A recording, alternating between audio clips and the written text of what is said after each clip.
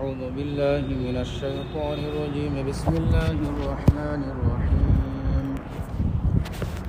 كل من عليها فان ويبقى وجه ربك ذو الجلال والإكرام فبأي آلاء ربكما تكذبان يسأله من في السماوات والأرض كل يوم هو في شأن فبأي آلاء ربكما تكذبان صدق اللہ العظیم۔ اللہ رب العزت کا بے انتہا فضل و کرم، بڑا احسان ہوا کہ اللہ رب العزت نے ہم سب کو ایک اہم فریضہ عشاء کی نماز جماعت کے ساتھ ادا کرنے کی توفیق عطا فرمائی، اور اسی طریقے سے اللہ رب العزت نے ہم سب کو تھوڑی دیر بیٹھ کر قرآن مجید کی مختصر تفسیر سننے کا موقع نصیب فرمایا۔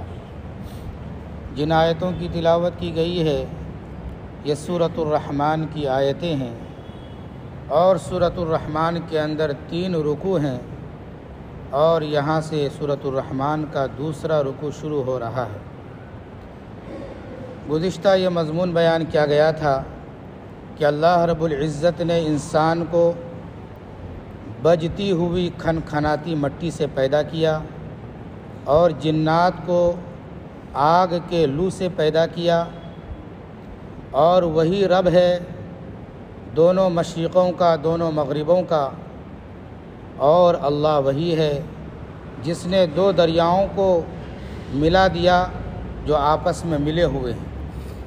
یعنی سمندر کے اندر 2 طرح کے پانی ہیں۔ یوٹیوب کا دور ہے، اس کے اندر جو ہے عام طور پر اگر دیکھنا چاہیں تو دیکھنے میں بھی آئے گا کہ جو ہے سمندر کے اندر میٹھا پانی، کھارا پانی، یہ دونوں دریائیں چل رہی ہیں، لیکن ایک کا پانی دوسرے کے اندر داخل نہیں ہوتا ہے۔ اللہ نے فرمایا کہ ان کے درمیان ایک آڑ ہے، ایک پردہ ہے، وہ پردہ جو ہے تم کو نظر نہیں آتا، لیکن اس کے درمیان کیا ہے؟ پردہ ہے، اور جو ہے کتنی بھی ہوائیں چل جائے ایک کا پانی دوسرے کے اندر داخل نہیں ہوتا۔ اسی کا تذکرہ اللہ رب العزت نے سورہ فرقان کے اندر بھی کیا ہے، وَهُوَ الَّذِي مَرَجَ الْبَحْرَيْنِ هَذَا عَذْبٌ فُرَاتٌ وَهَذَا مِلْحٌ أُجَاجٌ۔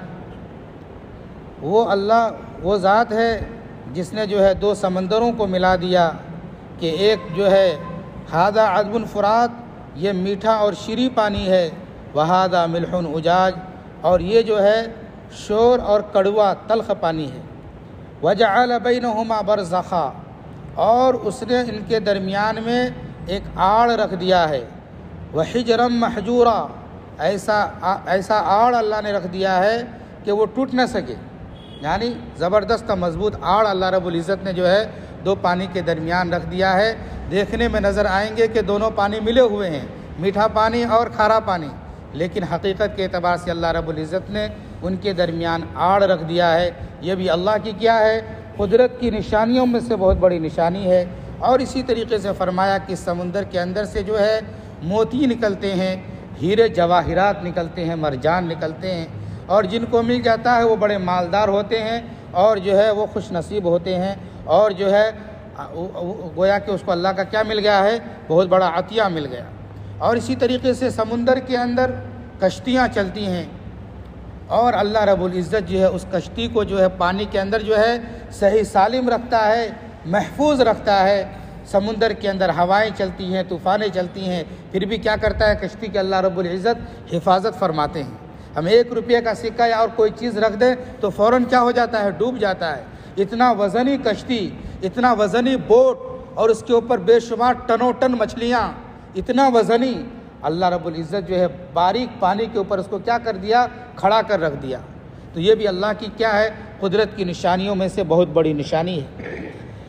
پہلے رکوع کے اندر اللہ رب العزت نے خصوصی طور پر جو ہے انعامات کا تذکرہ بیان فرمایا۔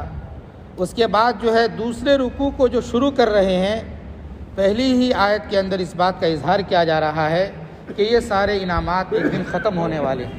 یہ ساری نعمتیں کیا ہیں؟ ایک دن ختم ہونے والے ہیں۔ اللہ رب العزت نے جو انسان کو دنیا کے اندر بے شمار نعمتیں دی ہیں، انسان بنایا اور جو ہے بہت صحت دی، تندرستی دی، مال دیا، دولت دیا اور اسی طریقے سے بہت ساری چیزیں دی، یہ ساری چیزیں باقی رہنے والی نہیں ہیں، ایک دن یہ ساری چیزیں ختم ہو جائیں گی۔ ما عندکم ینفد وما عند اللہ باق، کہ جو ہے تمہارے پاس جو کچھ ہے وہ سب ختم ہو جائے گا اور اللہ کے پاس جو کچھ ہے وہ سب کیا ہے؟ باقی رہنے والا ہے۔ تو جو ہے دنیا کی زندگی اللہ رب العزت نے ہم کو جو دی ہے یہ امتحان کے لیے دی ہے، اور امتحان کے اندر جو ہے اللہ رب العزت نے جو ہے نعمتیں بھی دی ہیں۔ مثال کے طور پر اسکولوں کے اندر یا کالجوں کے اندر امتحان ہو، ایگزامیشن ہال ہو، اس کے اندر فین وغیرہ کا انتظام ہوتا ہے، پانی کا انتظام ہوتا ہے، بہت ساری چیزوں کی جو ہے وہاں پر کیا ہوتا ہے؟ انتظام ہوتا ہے، سہولتیں ہوتی ہیں ایگزام ہال کے اندر۔ وہ ہمیشہ کے لیے نہیں ہوتی ہے وہ سہولت، وقتیہ کہ تم امتحان دے رہے ہو، لکھ رہے ہو پرچہ، کسی قسم کی کوئی تکلیف نہ ہو، تم جو ہے کیا کرو؟ بڑھیا سے کیا کرو؟ اچھے انداز میں پرچے کو لکھ لو۔ اسی طریقے سے دنیا کی زندگی ہے کہ اللہ نے امتحان کے لیے بھیجا ہے، یہ ایگزامیشن ہال کی طرح ہے، جو ہے اللہ تعالیٰ جو ہے نعمتوں کو برسا رہے ہیں، نعمتیں دے رہے ہیں، یہ نعمتیں ہمیشہ باقی رہنے والی نہیں ہے، یہ نعمتیں کیا ہو جائیں گی؟ ایک دن ختم ہو جائیں گی۔ اللہ رب العزت ارشاد فرماتے ہیں کل من علیہا فان، ہر وہ چیز جو زمین پر ہے فنا ہونے والی ہے، ہر وہ چیز جو زمین کے اوپر ہے وہ فنا ہونے والی ہے۔ وَيَبْقَى وَجْهُ رَبِّكَ ذُو الْجَلَالِ وَالْإِكْرَامِ، اور آپ کے رب کا چہرہ باقی رہنے والا ہے جو عظمت والا اور اکرام والا ہے، جو اکرام اور عزت والا ہے۔ اللہ رب العزت نے فرمایا کہ روئے زمین پر جتنی بھی چیزیں ہیں یہ ساری چیزیں فنا ہو جائیں گی، ختم ہو جائیں گی۔ دوسری آیتوں کے اندر بھی آتا ہے کل نفس ذائقۃ الموت، ہر نفس کو جو ہے موت کا مزہ چکھنا ہے، ہر چیز کو، ہر ایک کو موت آ جائے گی، سب چیز ختم ہو جائیں گے اور ختم ہو رہے ہیں۔ کب ختم ہوں گے؟ کسی انسان کا جو ہے وقت آ گیا، زندگی اس کی ختم ہو گئی، وہ دنیا سے کیا ہو رہا ہے؟ فنا ہو رہا ہے، وہ دنیا سے ختم ہو رہا ہے۔ اور کچھ لوگ جو ہے قیامت کے دن جب سور پھونکی جائیں گی، سب کے سب کیا ہو جائیں گے؟ ختم ہو جائیں گے، تباہ ہو جائیں گے، ہلاک ہو جائیں گے، خود انسان بھی ہلاک ہو جائیں گے، اس کی ساری نعمتیں، بلڈنگیں، جائیداد، یہ سب کیا ہو جائیں گے؟ ہلاک ہو جائیں گے، تباہ ہو جائیں گے، برباد ہو جائیں گے۔ اسی طریقے سے یہاں پر جو فرمایا گیا ہے کہ روئے زمین پر جتنی بھی چیزیں ہیں سب فنا ہونے والی ہے، تو اس کا مطلب یہ نہیں ہے کہ آسمان پر جو چیزیں ہیں وہ باقی رہنے والی ہے، گویا کہ آگے کی آیتوں کے اندر اشارہ ہے وہ بھی فنا ہونے والی ہے، ہر انسان فنا ہو جائیں گے، فرشتے بھی کیا ہو جائیں گے؟ فنا ہو جائیں گے، ان کو بھی موت طاری ہو جائے گی، یہاں تک کہ حضرت عزرائیل علیہ السلام جو بندوں کی جان نکالتے ہیں، اللہ کے حکم سے روح نکالتے ہیں، حضرت عزرائیل کو بھی موت آ جائے گی، ہر شخص کیا ہو جائے گا؟ مر جائے گا۔ جو ہے قرآن مجید کے اندر جو ہے دوسرے مقامات پر اللہ رب العزت نے فرمایا ہے کہ کل شیء ہالک الا وجہ لہ الحکم والیہ ترجعون، جو ہے سورۃ القصص کے آخر آیت کے اندر اللہ نے فرمایا کہ کل شیء ہالک، ہر چیز ختم ہونے والی ہے، الا وجہ، سوائے اس کے چہرے کے، یعنی سوائے اللہ کی ذات کے۔ یہاں پر چہرہ کا تذکرہ آیا، جیسا کہ ہے وَيَبْقَى وَجْهُ رَبِّكَ، چہرہ کا تذکرہ ہے، تو چہرہ سے مراد اللہ کی پوری ذات ہے۔ بولتے ہیں کہ فلاں کا چہرہ میں نے دیکھا، تو خالی چہرہ ہی مراد نہیں ہوتا ہے، اس کی پوری ذات ہوتی ہے۔ تو گویا کہ صرف اللہ کی ذات باقی رہنے والی ہے، ہر چیز ختم ہو جانے والی ہے۔ لہ الحکم والیہ ترجعون، اور اسی کے لیے جو ہے حکم ہوگا، اور جو ہے اسی کی طرف سب کو کیا ہے؟ لوٹ کر جانا ہے۔ کس کی طرف؟ اللہ رب العزت کی طرف سب کو لوٹ کر جانا ہے۔ تو ہر چیز کو فنا ہونا ہے، ہر چیز کو ختم ہونا ہے۔ پھر آگے فرمایا کہ صرف اللہ کی ذات باقی رہنے والی ہے جو عزت اور اکرام والا ہے، عزت والا، اکرام والا۔ اکرام عام طور پر دنیا کے اندر اکرام اسی کے اوپر کیا جاتا ہے جو اکرام کے لائق ہوتا ہے، یا یہ کہ جو جس کے ساتھ کچھ احسان ہو گیا تو اس کے ساتھ زیادہ کیا جاتا ہے؟ اکرام کیا جاتا ہے۔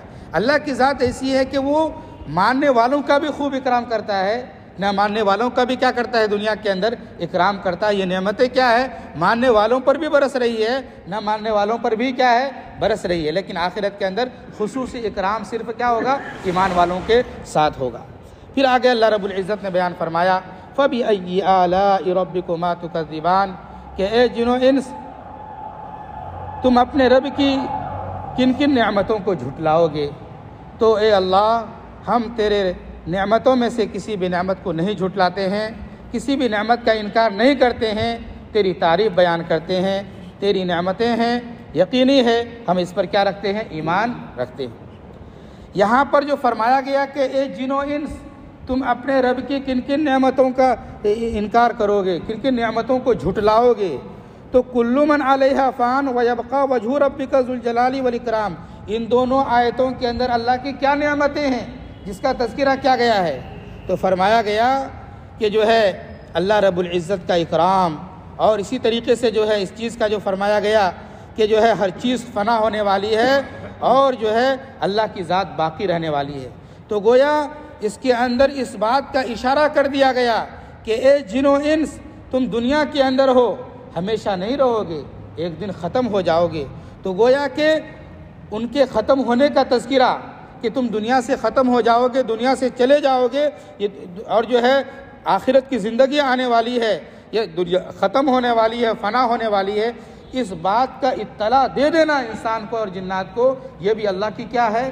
بہت بڑی نعمت ہے کہ اللہ نے اطلاع دے دیا ہے کہ تم سب کو کیا مر جاتے، اطلاع نہیں بھی دیتا تو کوئی فرق اللہ کو پڑنے والا نہیں تھا۔ اللہ نے اطلاع دے دی ہے کہ تمہاری زندگی ایک دن ختم ہونے والی ہے، تو گویا کہ یہ خبر بھی کیا ہے؟ بہت بڑی نعمت ہے۔ تو اسی کو فرمایا گیا کہ جن و انس تم اپنے رب کی کن کن نعمتوں کو جھٹلاؤ گے۔ مطلب اور خلاصہ یہ ہے کہ جب تم کو مرنا ہے، دنیا چھوڑنا ہے، تو اچھے اعمال کر لو اور جو ہے میری نعمتوں کا کیا کرو؟ شکریہ ادا کرو اور میری خوب تعریف اور توصیف کو بیان کرو۔